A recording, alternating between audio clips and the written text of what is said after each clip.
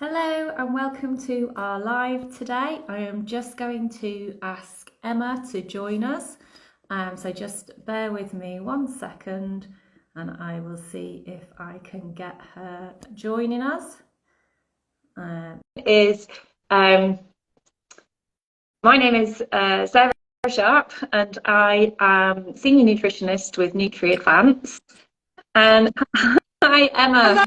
Hello, how are you? I'm good, thank you. Nice to see you today. And you? Yeah, we've got lots to talk Um, about. yes, definitely.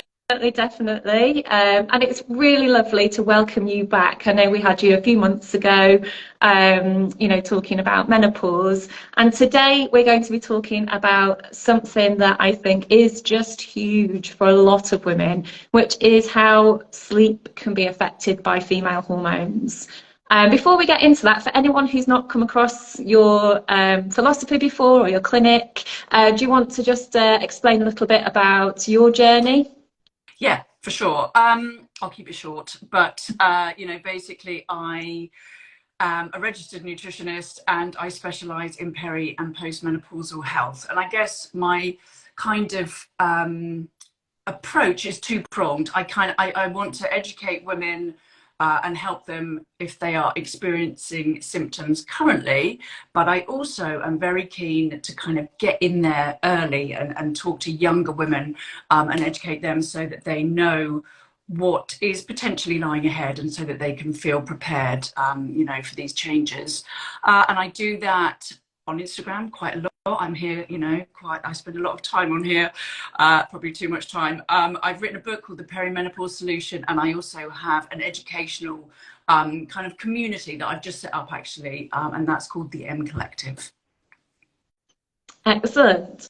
So when it comes to menopause, do you want to just talk a little bit about how sleep becomes that big issue? I mean, I know that in my mid-40s, a lot of my friends, they're coming to me and it is like the number one thing that they are noticing. It's like almost the first symptom that they're noticing is that their sleep is affected. Yeah, that's so interesting because it's quite often the first thing that my clients say. But by the time they come to see me, they will have been trying to deal with it for quite a long time because I think there isn't always this kind of association with poor sleep necessarily, and hormones. I think lots of women put it down to all the other stuff that they are juggling. Oh, we're all juggling a lot, right? So yeah, you're right. It is one of the first things that can be triggered. And I mean, do you want me to go into the reasons why that might be? Yes, certainly.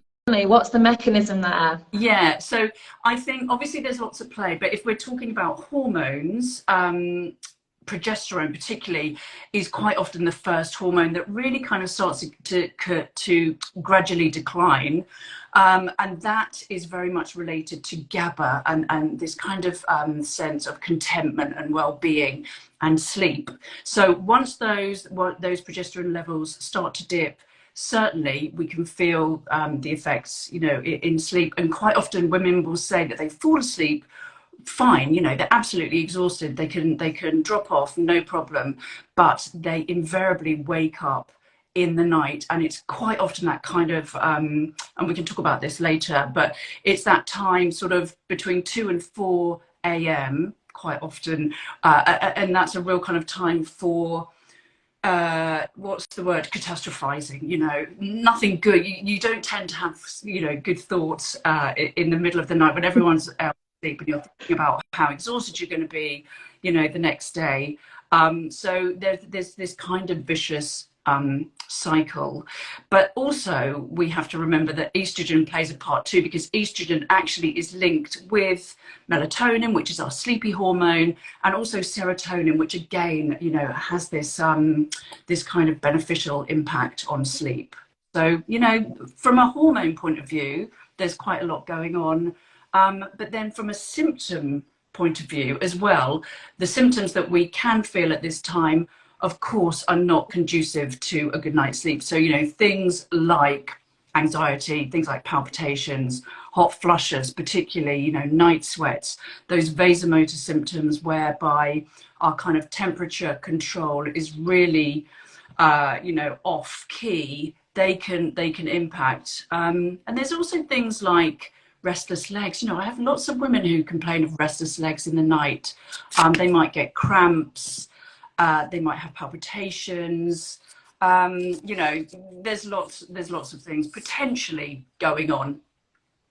Absolutely. And how would you say that when it's hormone related, how do you think that differs to just you know, it's very easy to mistake it for kind of like the time of life. Often people have, you know, they're excelling in their career, or they've got small children, or they're juggling a lot of balls. How would you say that this is different to kind of a regular stress that we're all under? I mean, I think actually it's almost impossible to extricate what is perimenopause or postmenopause, because those symptoms can continue, you know, long after your period's end, and what is just regular stress. So I think the key really is not to try and, I mean, if it's hormone related, then you know, trying to get those hormones in check and potentially talking to your GP if you're having really serious vasomotor flushes and sweats. You know, talking to your GP and potentially getting some hormone replacement is definitely something worthwhile if that's available to women. But you know, we can talk about lots of the other things, which whether it's hormonal, whether it's hormone related or not, will be beneficial. Yeah. And you mentioned earlier that you want to start talking to younger women as well. So setting people up. Just for anyone listening who's not come across this perimenopause period before, do you just want to explain the difference between perimenopause and menopause? Yeah, so menopause just means the day of your last period. After that, you're we call it postmenopausal, which is potentially, you know, a long time. So the average age of menopause is 51. So we need terminology, I think. We kind of deem all that time afterwards as you being postmenopausal.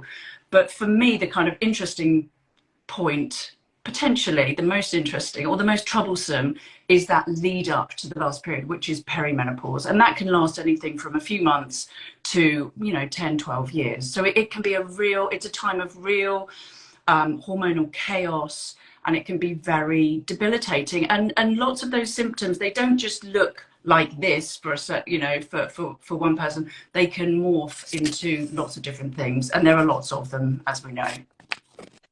Definitely, yes, definitely. You know, that said, for women who are out there struggling to sleep, you know, there are many different things that we can do to support sleep. And obviously we don't want to give people a big long list of you know, extra to-do lists that they have to complete before they can go to bed.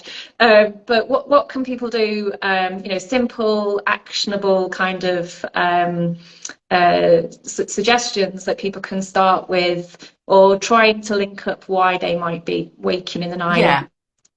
So I think, sort of flipping back to what you just said, I think there's a few things that women can do just to work out if perhaps it is something thyroid related. So thyroid, you know, issues can look very similar to perimenopause. So thinning hair, anxiety, sleeplessness. So, you know, getting your thyroid checked, I think, is not a bad idea, irrespective. You know, if you're in your 40s, I mean, I tell all my clients to do it before I start to see them, so that we know, you know, where she's at. I think checking your iron levels is also a good idea. Again, lots of crossover symptoms, particularly things like restless legs. You know, that can be a sign of low iron, palpitations, and some of those vasomotor symptoms too. So I think those two things are really worth looking at. But, you know, in terms of, I'm not going to talk massively about sleep hygiene, because I think everyone is sort of, you know, it's been done to death, and it's really important. But I think we all know what we should be doing. But what I will say is, knowing what we should be doing and actually doing it is, and I'm talking to myself here, you know, they are two very different things. So, you know, the number one thing I think is light, and I think it was the World Health Organization recently said that light is a probable carcinogen, as in it, you know, it really affects us. So in order to create the melatonin that's going to make us feel sleepy, and then, kind of keep us, asleep for a long period of time throughout the night, hopefully. We need to be dimming our lights at night 2 hours before, 2 hours before you go to sleep is the time really to start trying to kind of minimize that light interaction that you have. But then on the flip side, first thing in the morning, rather than, if you've had a bad night's sleep, lying in bed and kind of groaning and putting off getting out of bed, actually getting up and getting some sunlight into your eyeballs, because you've got these receptors at the back of your retina. That's super important. So as close to waking as possible, just ideally getting outside, but exposing yourself and your eyes to that daylight, it is really important. So that is the thing I think that women really need to kind of focus on in terms of sleep hygiene. And the scrolling in bed. So many of my clients take their phones to bed, and that's the last thing they're doing, is going through social media, or potentially seeing some kind of stimulating content, which just isn't very helpful. So having that really nice wind down routine, I think, is very important, and it will look very good for everyone, right? Definitely, definitely. But we did have a question come in prior to the live today. Somebody was asking to snack or not to snack just before bedtime to help with the 3-4 o'clock waking every single night. What would your opinion on snacking be just before bed? That is the question, isn't it? And I think it's very individual. So blood sugar regulation is super important. And what we can find is that if your blood sugar levels dip in the night, it can wake you up, because your body sees that as a kind of, it's like an emergency situation. So it will release adrenaline, cortisol, those kind of stress hormones, and then that can quite often cause a change, like a night sweat, palpitations, and then you wake up with this kind of sense of dread and doom. So I think trying to avoid, the obvious things, high sugar foods during your last meal particularly, but even flipping back, earlier in the day, just really setting your day up so that you've got this nice, steady, even blood sugar level, I think is important. Easier said than done, but trying to include lots of protein in there. Looking at your alcohol particularly really spikes your blood sugars, and then it has this massive drop off, and that's why lots of women will find after a couple of glasses of wine, they wake up around that kind of 2-3 o'clock time, and it's because their blood sugar levels are on the floor.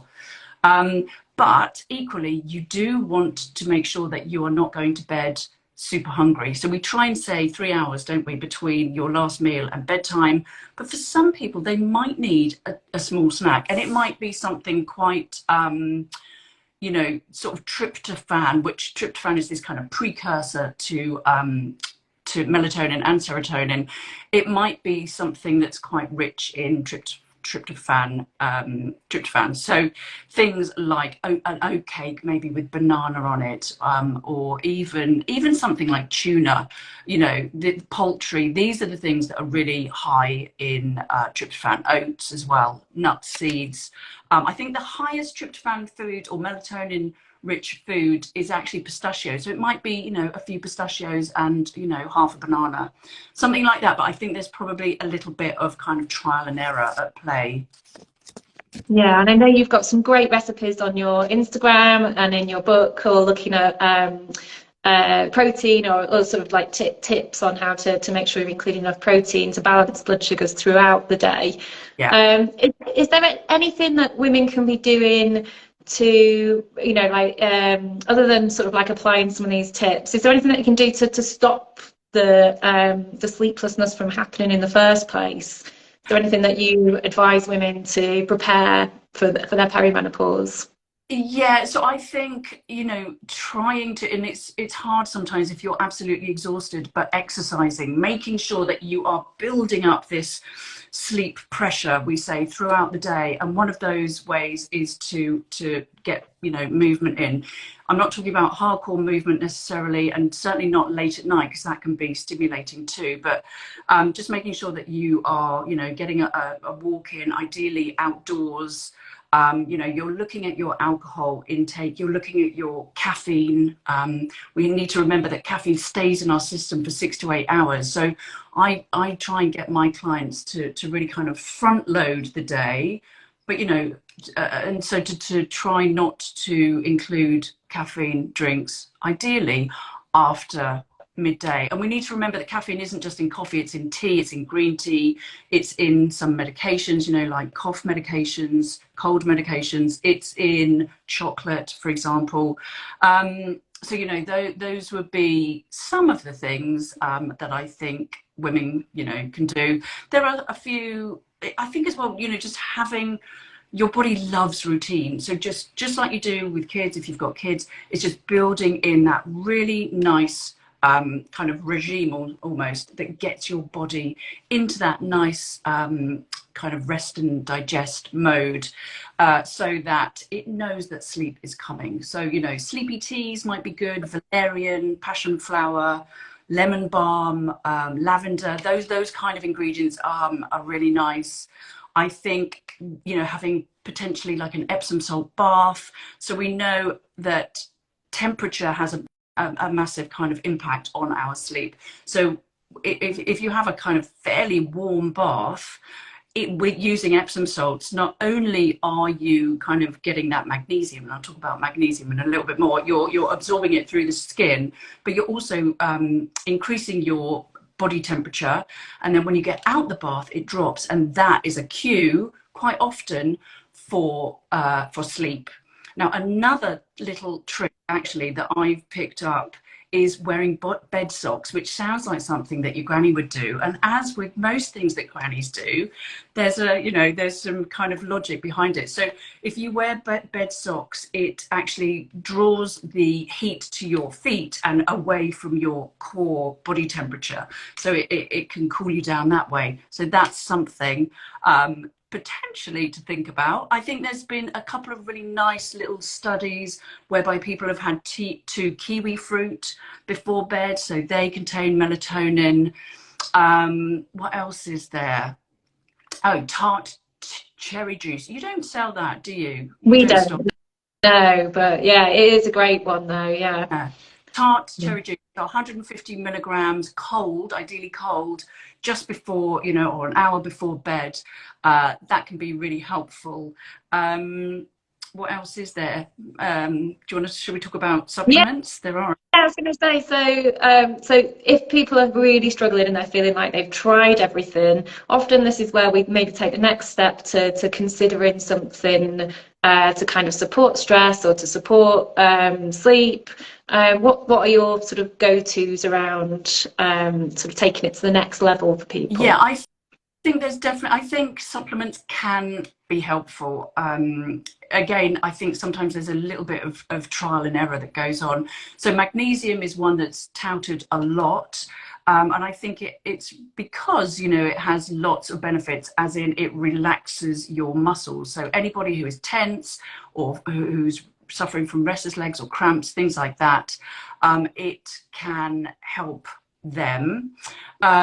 It can also, you know, it works with our GABA receptors. It's called nature's Valium, often referred to. So, you know, it can be super helpful. And if I'm right in thinking, you guys have, Nutri Advanced have, do you have something that mixes tryptophan, L-theanine, and magnesium? Because those three are We do, ingredients. yeah.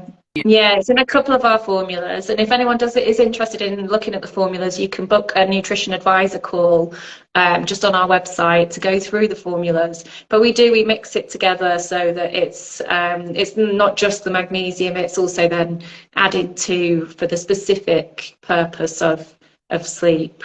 And it's mixed. So there are lots of different types of magnesium, as anyone will know if they've ever done a Google search. I often recommend magnesium glycinate because it's magnesium and glycine has been shown in quite a few studies actually, and I've written about it in my book to be beneficial for sleep. So magnesium glycinate actually marries the two up, so you're kind of getting this double whammy. What else is there? There's also taurine, which is another kind of amino acid. L-theanine, which you can often find in things, or it's in, you can find it in teas, but also you can buy it in supplement form.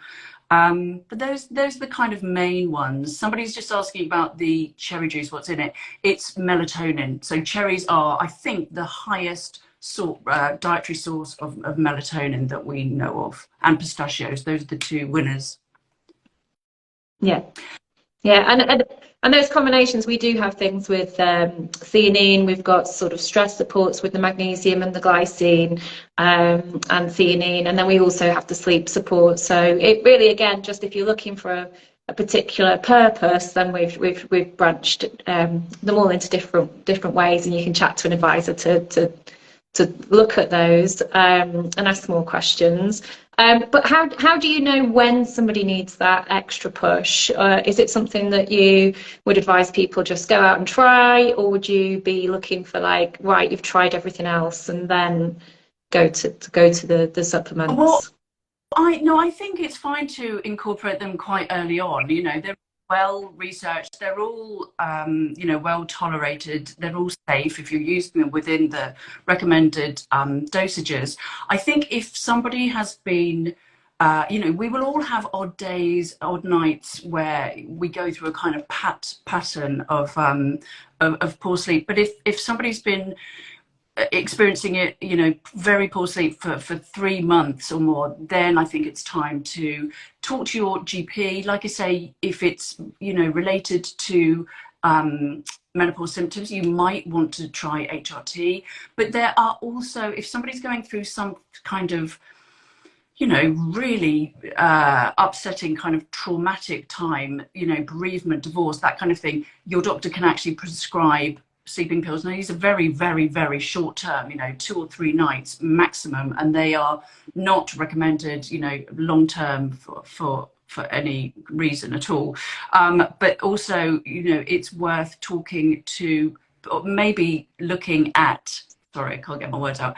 It's also worth looking at CBT. So CBTI, which is cognitive behavioral therapy for insomnia. It's a specific type of CBT that's really aimed at helping you, men and women, to kind of reprogram their thoughts. Because what happens, I think, for a lot of us is we wake up, we start catastrophizing, and then we start associating bedtime and bed with, basically a hellish experience. And so it becomes this kind of pattern. So I have a sleep consultant that I have been working with on the M Collective called Dr. Caitlin Chasser, and she works for a company called the Sleep Project. She's the director behind it. So she has we have a whole masterclass on there that talks about it. But you can access CBTI sometimes through your doctor. They can put you forward for free courses. It depends on your postcode, but if not, they can maybe point you towards a good provider. But yeah, don't suffer, for longer than 3 months. There is stuff that we can do. And I think as well, something that we haven't talked about is potentially things like mindfulness, things like breathing. Paced breathing can be incredibly helpful in the middle of the night, just to calm you down, and kind of, it takes you out of your brain, which is really where you do not want to be in the middle of the night, because in the middle of the night, your amygdala, which is this kind of, the area of your brain that's very much about, it keeps you kind of in that sympathetic, that kind of fight or flight stage. You really want to be, you don't want to be there at all. You want to be in that kind of calm zone. So, paced breathing, I think, visualization. Sometimes people really like apps like the Calm app. They have sleep stories on there, but they also have it's almost just, it's like going into a very detailed journey exploration where maybe you're walking through the forest and you can, hear the leaves crunching under your feet, you can smell, you can hear the birds, and you go into it in real kind of detail, and it's basically just taking you out of your mind and into your body again. I'm feeling relaxed now, just thinking about all of these different techniques. I could go for an afternoon nap. But because that's one of the things, actually. I mean, a short nap potentially. yeah. There's a real tendency, isn't there, for us to think, oh, I'll nap my way out of this. But actually what you're doing is, you're kind of, we want to build up that sleep pressure, and having a nap releases it. It's like a kind of a pressure cooker. We want to really build it up, build it up, build it up until we're so sleepy, and then, we're falling asleep really nicely at the end of the day. Yeah. Yeah, and I think one thing that we discussed as well was just being like people being quite kind to themselves about trying to follow some of these things. So I think with any of the strategies that we recommend, then we are, not recommending that people sort of be kind to themselves if they don't manage to get that early bedtime, or they don't manage to have that cup of tea just that little bit earlier, then to let that go and just sort of like tomorrow's a new day, and that kind of thing. 100%.